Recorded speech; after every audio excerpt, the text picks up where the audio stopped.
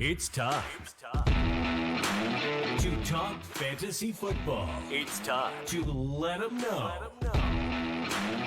Where you let us crunch the numbers while you crush the competition.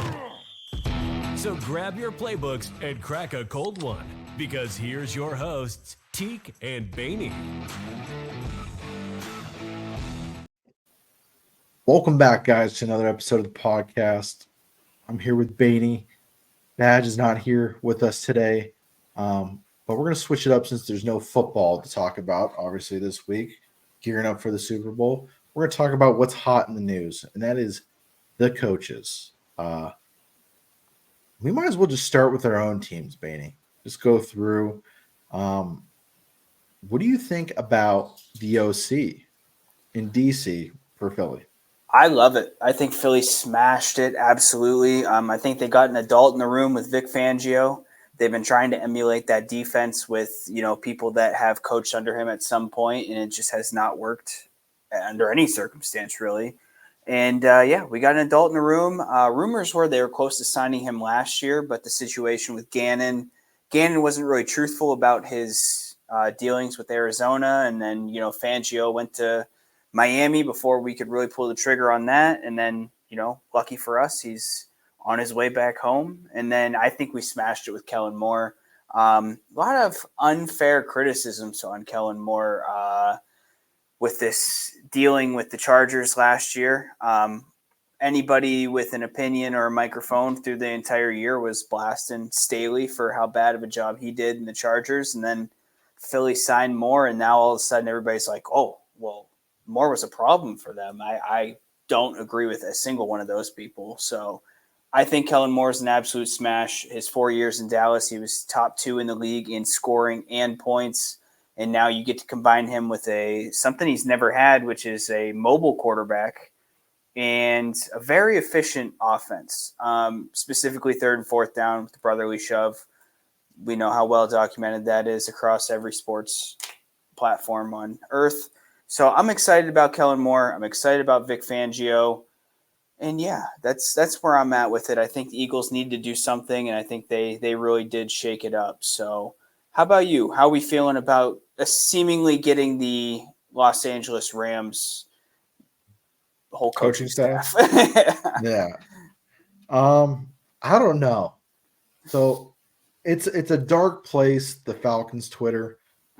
It's really bad because some people wanted Belichick. Some people want to go a different route like Slowick or Ben Johnson, who are going to get to those guys here shortly. But bringing in Raheem Morris, who's been with us before in the Super Bowl, he was on that coaching staff. Seems like the players love him. Seems like even coaches around the league love him. So I'm excited to see what he can do and excited for the staff he brought in. I kind of sad to see Ryan Nielsen go, to be honest with you. They retained the special teams coach, but they didn't retain him for some reason. I don't know why. Might have been because Raheem wanted to bring his own guy over. So, yeah, I'm excited to see what Zach Robinson can do. Excited to see possibly Kyle Pitts and Drake London be actual parts of this offense. You got to see what Bijan brought to the table. Obviously, what Kyron Williams did for the Rams this year would be interesting. I know my dealings with Atlanta Falcons Twitter has been they're hoping that they're going to get that exact repeat offense into this offense. I don't know how possible that is. I think McVay is an absolute mastermind. But that being said, Atlanta has great talent. I said it, basically all offseason, or offseason has been a couple of months, but that this is a good hiring spot. Atlanta and Seattle. I think these offenses are turnkey, ready to go. They just need somebody to be able to pull the trigger. Obviously, they need a quarterback. They do. Do you think they're going to draft somebody? Or you think they're going to trade? No, I think they are definitely going to draft somebody. If they're not going to draft somebody, they might pull the trigger on Fields. I think Zach Robinson with his hire kind of solidifies that they probably are going to go after a QB. Do you think Minnesota goes back to Kirk? You think they're going to do Kirk one more time? I saw the numbers around 90 million for Kirk. Yeah, 45 a year. I don't think he lands anywhere. I don't, besides Minnesota. I think that's good news for Justin Jefferson fans, truthfully. I think you'd want to see him paired back up with the guy who feeds him the rock consistently. I think it's a good play for Minnesota. I like Kirk Cousins. Very consistent. It's nothing flashy, but it's consistent. But moving on, since Badge is not here, we got to talk about his team for him. Arthur Smith goes to Pittsburgh and becomes the OC there in Pittsburgh. Mixed reviews on Pittsburgh, everything. I've been reading all day. It's been blowing up my Twitter feed for some reason, because it's connected to the Falcons. But what do you think about this? I personally don't think it is as bad as people really think. I can't possibly see how it would be good. That being said, if you are Najee Harris, Jalen Warren fans, if you hold pieces of them in dynasty leagues, you should be thrilled because his running back usage rate is through the roof year in, year out. If you're George Pickens fans, my advice is probably sell him in the offseason if you're in a dynasty league. I do not see any wide receiver value in this team. Quarterbacks, it sounds like Rooney is toting the flag for Rudolph. I saw some quotes in interviews recently that he really liked what Rudolph brought to the team at the end of the year. I don't think you should feel good about that. But yeah, I think this is a lateral move. I don't necessarily love this signing. Maybe he's a better offensive coordinator than a head coach. Who knows? But his track record with wide receivers, it's not great. I don't love the signing. You have your experiences and dealings with Arthur Smith. Obviously, he's never been a coordinator for any of my teams, but how do you feel? So it's different between when he was in Atlanta than when he was in Tennessee. He had to worry about everything in Atlanta, not just the offense, but everything to do with that program. Tennessee, he sat back, had Derrick Henry, kind of like the same similar in Pittsburgh. He has a workhorse in Najee, who is Derrick Henry, built kind of, not really, but in the scheme. Yeah, I get what you're saying. Backup Tajay Spears, shifty guy, kind of like Jalen Warren, and he produced. Was it top? I think I saw it today. Top 10 offenses in that scheme. So if they can get that out of Pittsburgh and what they have over there, top 10 offense, doing that, he goes back to his Tennessee ways. I can see it benefiting Pittsburgh. I really do. This signing has produced some of the best memes I've seen on the internet in the last couple of weeks. I've seen them from, like, the meme of like the judge, like the guy's jumping over the gavel or whatever to attack the judge. It's like when Pickens is running his like 50th route without a target and he's jumping over attacking Arthur Smith. I've seen ones that are quoting, like, basically if you're a Steelers fan, start drafting Darnell Washington and whatever third string tight end they're running, because this is just going to be ridiculous, dude. Who knows? Yeah. Remember the old picture of George Pickens when he got drafted? Yeah. The TV's Arthur Smith. They were quote tweeting him when he got into the fist fight, I think against Georgia Tech when he was playing for Georgia. He's flipping out, throwing punches, and yeah, it's going to be interesting, man. I've never been very high on Pickens for all the extra stuff and the lack of quarterback play in Pittsburgh. So now, if anything, that just kind of doubles down on my feelings with Pickens in his fantasy value. Talented player. I have nothing bad to say about him, but I just don't think the fit works, especially for a team that's starved of explosive plays. They just add a guy who really doesn't have any of that in his play calling, I think. Moving on here to some of the hottest names out on the market. Ben Johnson and Slowick going back to their original teams. What happened? We had these names attached to like almost every team that needed a head coach. Now they're going back. I understand. I think Slowick is a little different situation than Ben Johnson. I think Ben Johnson had a couple teams in mind and they filled up. I really do. I think on that end, where Slowick, I don't think he got an offer, did he? I thought I heard some rumblings attached to Slowick's name, but I was very surprised to hear him kind of dial it back. I think some of these teams aren't that appealing. Like I said, I thought Atlanta's a great job. I thought Seattle's a great job. I wouldn't blame any head coach to stay away from the Carolina job, Washington job. There's talent on that Washington team, but I don't know, man.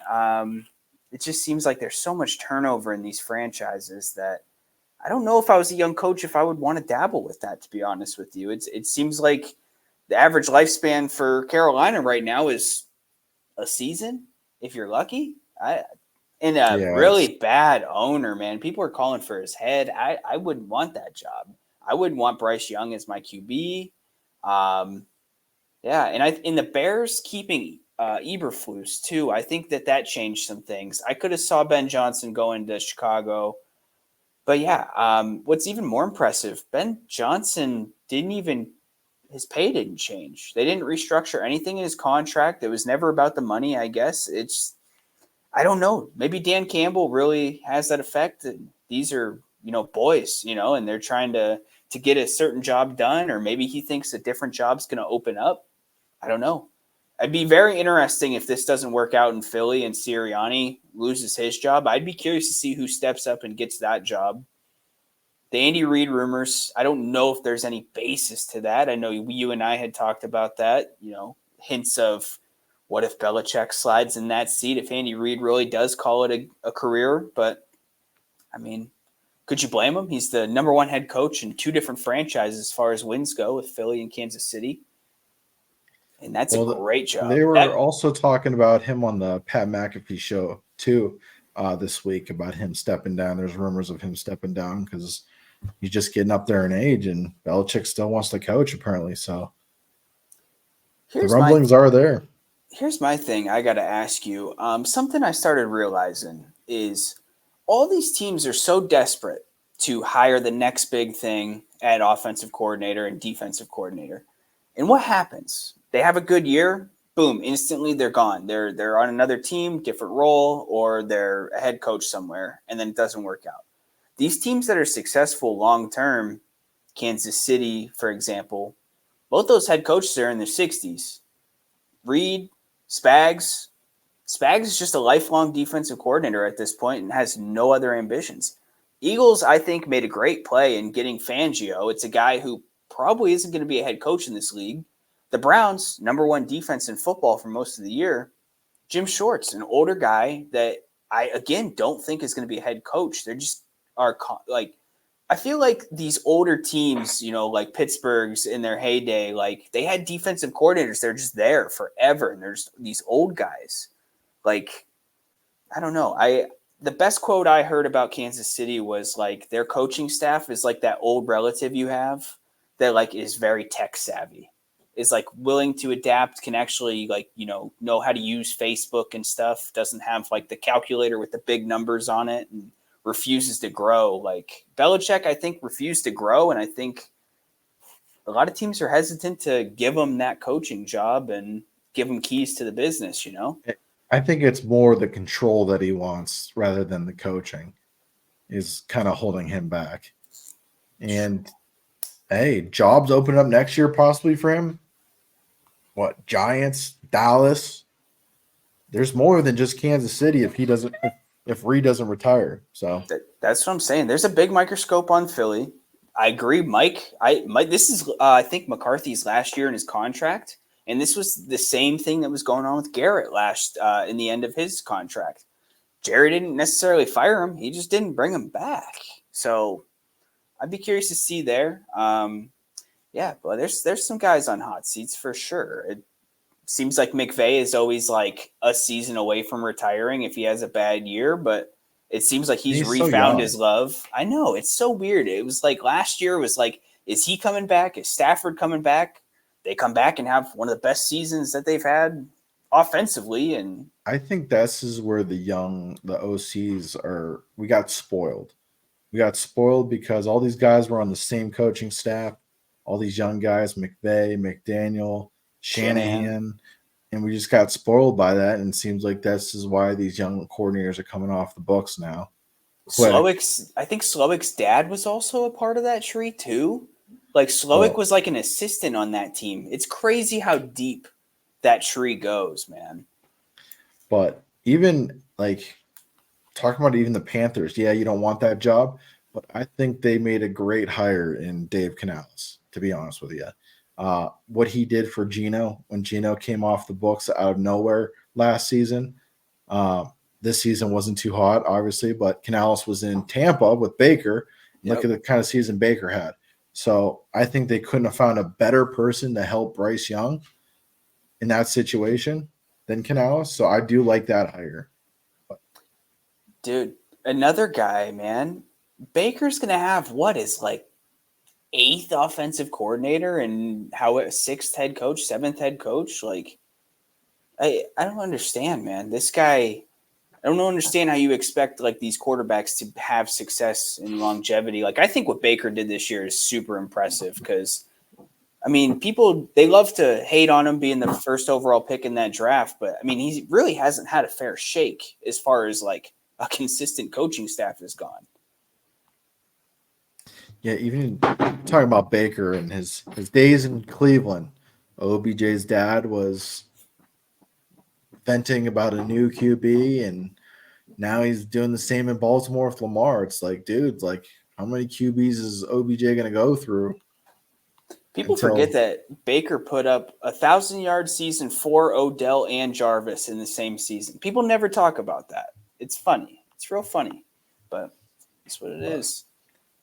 Moving on here, Slowick. Did you think? I know we touched on it a little bit with Slowick. I thought for sure since we weren't going after Belichick, he was next in line. Him and Harbaugh, I thought was like neck and neck. I kind of had a feeling Harbaugh was using us just for the Chargers job, but I just think Slowick should have been one of these like main coaches that got hired, but instead, I don't know. I've never heard an offer out there. If you were a team drafting a quarterback after what you just saw with him and CJ Stroud, I think he definitely should have been your guy. But here's the thing, though. It's one season, right? So is it the coordinator? Is it the rookie? Is it a mixture of both? Are you going to give him the keys to the castle just because, hey, kind of like the Belichick Brady conversation? Tom Brady made Belichick or Belichick made Brady. It's kind of like the same thing, basically. Yeah, it's very interesting. It's good news, though, if you're a CJ Stroud fan or if you were lucky enough to keep him in a dynasty league. CJ Stroud's value next year, I think it's going to be pretty good. I think his ADP is going to release really high, too. So for drafting purposes, you are in a really good spot if you have him in a keeper dynasty league. Redraft, I think you're going to have to pay a lot more for him than where you got him this year. But something that directly affects me specifically in my fantasy decision-making, I am in a keeper league. I was able to get Amon-Ra St. Brown in the second round this year. We were praising him on this show, was it last week before when we did our way too early top 5 rankings? I was going to toss around the idea of possibly not keeping him and keeping Anthony Richardson much later in the league, in the draft.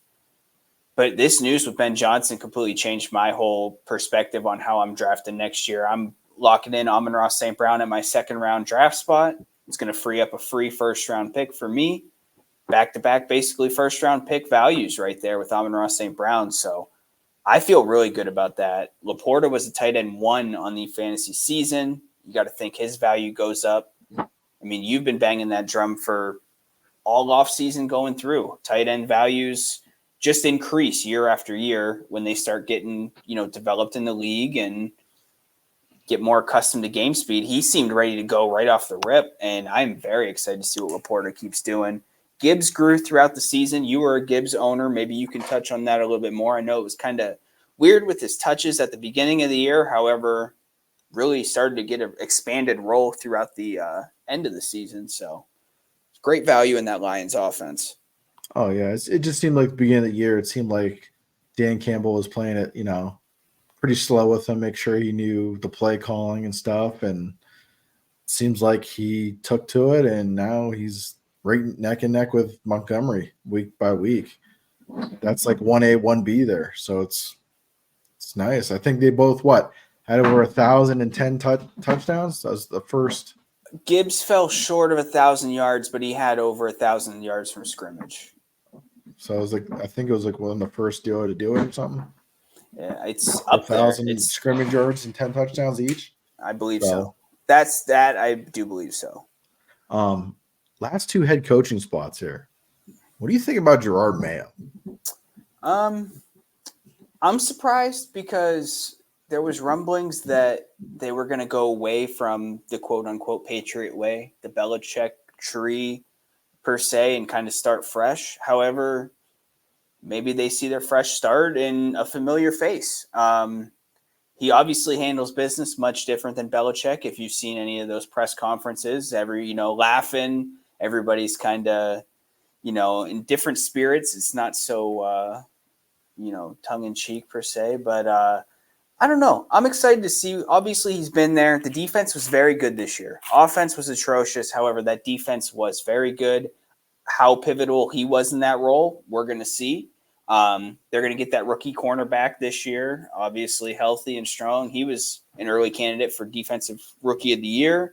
Judon missed most of the year as well. Those are your big dogs, and they still had a good defense. So just going to depend on what they can put together on this offense. If they can get signings now, maybe, they become more appealing without Belichick's, grumpy self. I don't know.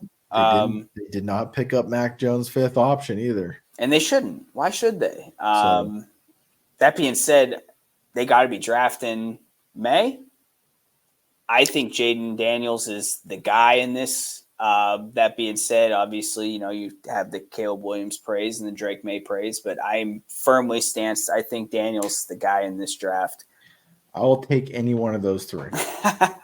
Happily, we'll take any one of those three. I respect that, man. But biggest name for last, huh? Exactly. Harbaugh, man. Do you think he's going to turn this franchise around? I think so. That dude's not a loser on any circumstance of the word. Anywhere he's been, he's won. And everywhere he's been, he's produced a top of the league rushing attack. Did it at Stanford. We obviously witnessed it at San Francisco. He ran the crap out of the ball in Michigan these last couple of years. Ask any Ohio State fan, they'll happily tell you that. Ask Penn State when they ran the ball strictly the entire game and still won. But yeah, this has me questioning Austin Eckler's fantasy value now, though, because I was completely off Eckler. I thought he was going to be no shred of fantasy relevant for me this year after what we witnessed basically the entire 2023 season. But now I'm intrigued. I'm really intrigued. And it's just simply because of Harbaugh. I mean, hopefully he gets healthy in the offseason. He definitely played through a high ankle sprain all year, but I'm very intrigued in this team. Keenan Allen was a top 5 receiver throughout the entire season. Obviously, the injury kind of hampered his fantasy finish at the end of the year. Herbert's a really good quarterback. Just unfortunately keeps getting hurt. I don't understand the slander. Dude, people love to hate on him. I do not get it. I don't get it at all. Maybe it's at some point, the league completely changed where if you were a mobile quarterback, you were like the worst thing on earth. And people slandered it all over the place. Lamar was called a running back for 2 straight years. And then now if you can't run at all, you are the worst quarterback on earth and you're not good. Guess what? Justin Herbert doesn't play on defense. Justin Herbert doesn't control all these freak injuries to Derwin James and Mike Williams. At some point, like I just said with the Kellen Moore stuff at the beginning of the episode, Brandon Staley's been the problem for the last 2 years consistently. The injuries have been the problem for the last 2 years consistently. And now all of a sudden we're like, Justin Herbert's not a good quarterback. That makes no sense. Harbaugh picked a great spot. If they can get this defense figured out, they're going to be in really good shape. I think right away, to be honest with you. But it's going to take some luck in the injury department. And I think that he landed in a really good spot. I think he was the best coaching candidate out there. That's just my opinion. Just because what you said, he's a team builder. So no matter where he's gone, college, even the pros, he's built a top team. And I think that's important, especially with this Chargers defense, like you just mentioned. And even on the offensive side of the ball, if he thinks Austin Eckler is slowly downgrading, maybe they trade him away for some picks. Maybe he drafts his boy out of Michigan, Corum. in like the third or fourth round. So it's like he has endless possibilities there, and it's definitely the perfect fit because you have a staple quarterback there. And I don't care what anybody says about Justin Herbert. He is that one of those guys who can make a difference on that team. There's no way he doesn't get somebody from this Michigan team on this roster. Whether it's Wilson at wide receiver, because Lord knows they need help at wide receiver outside of Keenan Allen. A lot of guys I've been following, Player Profiler specifically, was talking about how good Roman Wilson looked at the Senior Bowl. Very excited to hear that. He looked incredible throughout the college playoff. Blake Corum. Is Blake Corum going to be sneaky one of the best picks in this draft? I think he might. He's a good back, man. He really is a good back. That Michigan offensive line was really good, but Blake Corum is the real deal. So maybe he goes back to the Michigan well and gets his guy there just to fill that spot behind Eckler if they don't end up trading him. Because he is getting up there in age. So for sure. Health is going to take a toll on him too. It's the one thing that's undefeated with everybody is time. Yeah. So. Last important note for Harbaugh is he's not a college coach transitioning into the NFL. Like, he has this pedigree. He has the track record on every level to succeed. It's not like, when Urban popped up and then, Rule popped up and, like, they try to do the rah-rah thing that works in college. And these guys don't respond to that. They're pros. They're grown men. They want to show up, do a job, and, not everybody's motivated the same way. However, with Harbaugh, I don't think you have a choice. Like, you're going to show up, you're going to do what it takes to win, or, he's going to happily figure something else out that will work. And I think this coaching move was I can't even say the word inevitable. You know what I'm trying to say. Inevitable. There you go. I think he's so competitive that he wants the redemption for his brother for that Super Bowl so bad, just to have one too in the league. I just think he's that competitive, and I think he's going to do it. I think you're going to see him in the Super Bowl here. I think down the road though, it's going to be like 3 or 4 years. The Chargers are going to be kicking off. Yeah, they got to rebuild that defense. Tough division. It's a tough division when you think of the quarterbacks in that division, and now the head coaches in that division. It's pretty steep over there. So, but yeah, that wraps up our coaching carousel here, man. Again, next week we'll be talking Super Bowl. We'll have the Badger back here against the spread. So we'll be back in full circle here. Why don't you take us out, Baney? Yeah, guys. So there's a little bell located below us, man. It's the subscription bell. You need to hit it. So I had a conversation with my dad over the weekend. He's like, I watched the show, love the show, everything's great. I'm like, well, why don't you subscribe? I'm seeing on your screen you're not subscribed. He's like, well, I don't want to pay YouTube. I don't want to pay YouTube anything. I was like, it's free. It indicates to us that you're a follower of the page. And he didn't know. He had no clue. So he hit the bell. I showed him where it pops up on his screen now. He sees it right away. So if you guys could take a second, hit that bell, do the same thing. It's free. Totally helps us out. We're already getting guests lined up for 2024. Big announcements coming soon. So the more of those subscribers we have, more appealing we come to other people. We've had Debro on. We're going to have him on again at some point. Like I said, we got people lined up for 2024 already. So make us more appealing. Hit that bell. Helps us out a ton. We appreciate you guys so much. We'll be back next week talking actual daily fantasy, talking bets, Super Bowl week. Peace, guys. Hey. Hit him with the partner. Don't forget, just because I'm back and Badge is gone. You know what? He's right, guys. We're partnered with Underdog Fantasy. And even though football's not rocking right now, basketball is. You can still use this. Golf, baseball, basketball, it's all there. And we have promo code LetTheMKnow. And that is a deposit match from $10 up to $100. They match what you put in. So you're getting free money from the boys. So promo code LetTheMKnow, Underdog Fantasy, different way to play fantasy. That's all we got for you, folks. Thanks for hanging out with the boys. See ya. Thank you for listening to another episode of the Let 'Em Know Fantasy Football Podcast. Join our community and follow us on all socials or Badger. keep up with the It's gonna be episodes okay, on bud. YouTube, Spotify, It will be or okay. Apple Podcasts.